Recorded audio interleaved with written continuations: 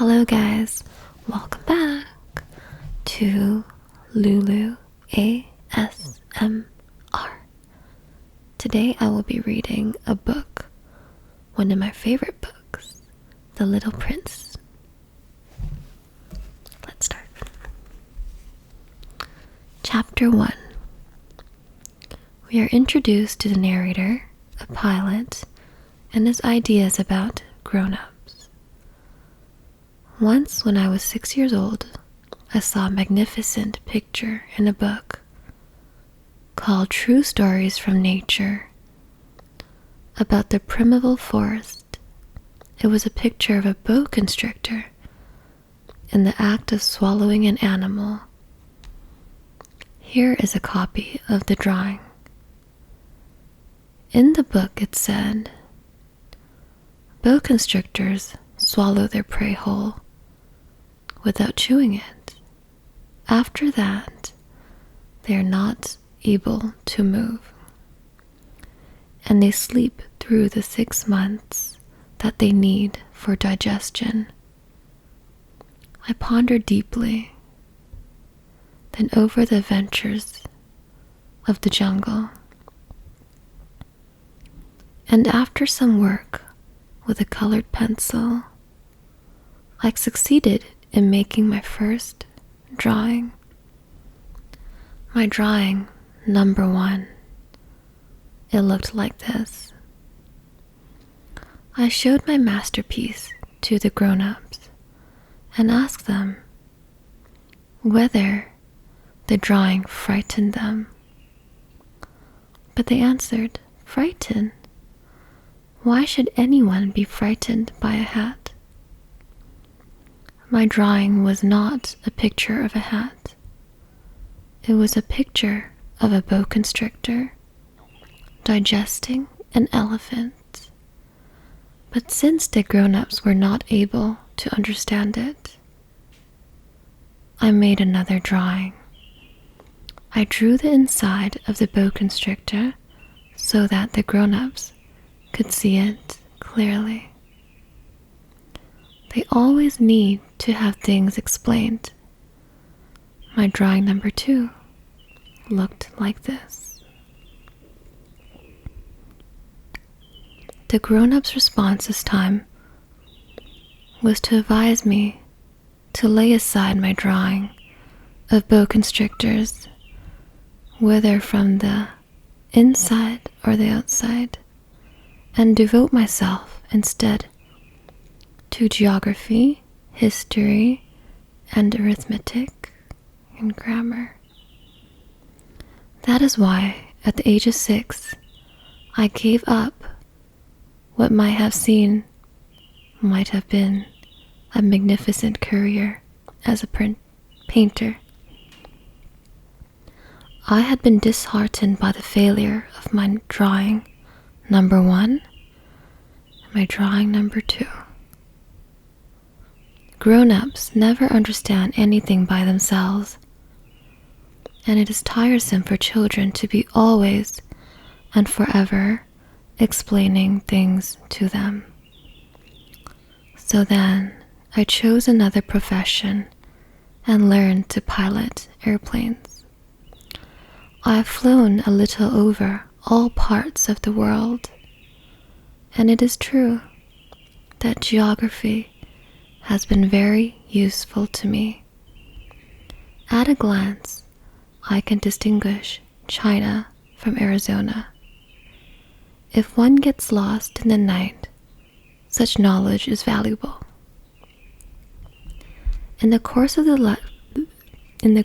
this life, I've had a great many encounters with a great many people who have been concerned with matters of consequence. I have lived a great deal among grown-ups.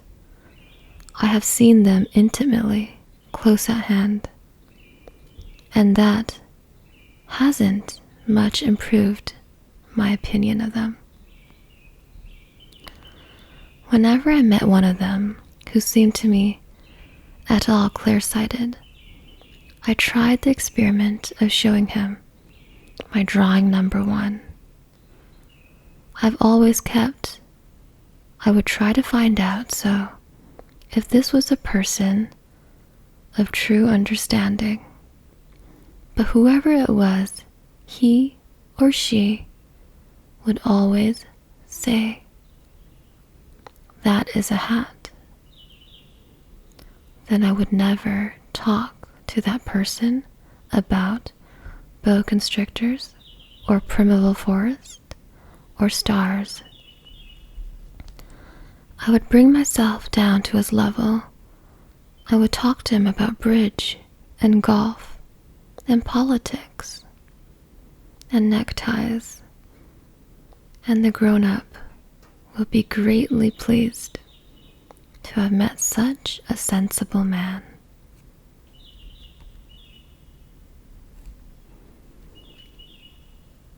Chapter 2. The narrator crashes in the desert and makes the acquaintance of the little prince. So I lived my life alone, without anyone that I could really talk to, until I had an accident with my plane in the desert of Sahara 6 years ago. Something was broken in my engine, and as I had with me neither a mechanic nor any passengers, I set myself to attempt the difficult repairs all alone. It was a question of life or death for me. I had scarcely enough water to last a week. The first night then, I went to sleep on the sand, 1,000 miles from any human habitation. I was more isolated than a shipwrecked sailor on a raft in the middle of the ocean. Thus, you can imagine my amazement at sunrise, when I was awakened by an odd little voice. It said, "If you please, draw me a sheep." What? Draw me a sheep? I jumped to my feet, completely thunderstruck. I blinked my eyes hard. I looked carefully all around me, and I saw a most extraordinary small person who stood there examining me with great seriousness. Here you may see the best portrait later I was able to make of him. But my drawing is certainly very much less charming than its model. That, however, is not my fault. The grown-ups discouraged me in my painter's career when I was 6 years old, and I never learned to draw anything except bows from the outside and bows from the inside. Now I stared at this sudden apparition with my eyes fairly starting out of my head in astonishment. Remember, I had crashed in a desert 1,000 miles from any inhabited region, and yet my little man seemed neither to be staying uncertainly among the sands, nor to be fainting from fatigue, or hunger, or thirst, or fear. Nothing about him gave any suggestion of a child lost in the middle of the desert. 1,000 miles from any human habitation. When at last I was able to speak, I told him, "But what are you doing here?" And in answer he repeated very slowly, as if he were speaking of a matter of great consequence, "If you please, draw me a sheep." When a mystery is too overpowering, one dare not disobey. Absurd as it might seem to me, 1,000 miles from any human habitation, and in danger of death, I took out my pocket, a sheet of paper, and my fountain pen.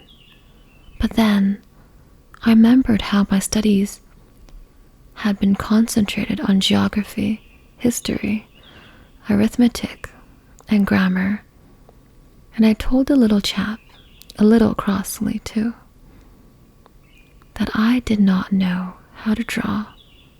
He answered me, "That doesn't matter, draw me a sheep." But I had never drawn a sheep, so I drew for him one of the two pictures I had drawn so often. It was that of the boa constrictor from the outside, and I was astounded to hear the little fellow greet it with, "No, no, no. I do not want an elephant inside a boa constrictor. A boa constrictor is a very dangerous creature, and an elephant is very cumbersome. Where I live, everything is very small. What I need is a sheep. Draw me a sheep." So then I made a drawing. He looked at it carefully. Then he said, "No, this sheep is already very sickly. Make me another." So I made another drawing. My friend smiled gently and indulgently. "You see yourself," he said, "that this is not a sheep. This is a ram. It has horns." So then I did my drawing over once more. But it was rejected too, just like the others. "This one is too old. I want a sheep that will live a long time." By this time, my patience was exhausted because I was in a hurry to start taking my engine apart. So I tossed off this drawing, and I threw out an explanation with it. "This is only his box. The sheep you asked for is inside." I was very surprised to see a light break over the face of my young judge. "That is exactly the way I wanted it. Do you think that this sheep will have to have a great deal of grass?" "Why?" "Because where I live, everything is very small." "There will surely be enough grass for him," I said. "It is a very small sheep that I have given you." He bent his head over the drawing. "Not so small that, look, he has gone to sleep." And that is how I made the acquaintance of the little prince. This is chapter 1 and 2 of The Little Prince. Come back for more next time for the next chapters. Goodbye.